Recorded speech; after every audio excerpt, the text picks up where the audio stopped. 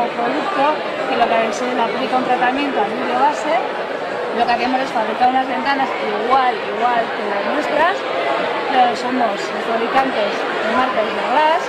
Lo que hacemos es que lo que es el calor de casa que no se nos escape. Forma igual, lo mismo, Lo que hacemos es evitar la transferencia de calor entre el exterior y nuestra casa. De esta forma nosotros ahorraríamos energía tanto en aire acondicionado como en calefacción, y de esta forma tenemos un buen aislamiento, no digo que no, pero tenemos más calidad de energía. Gastaríamos mucho más en calefacción y gastaríamos mucho más.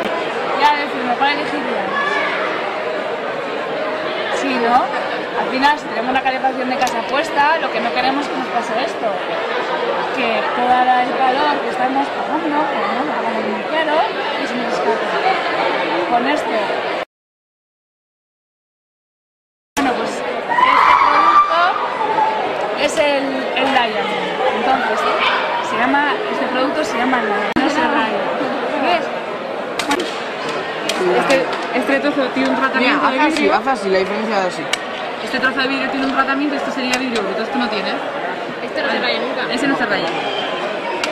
Si tenéis en una mesa el vidrio, tenéis llaves encima o lo que sea. Seguro que se raya esto. Seguro. Porque le damos un tratamiento. Sí, se nota al pasar.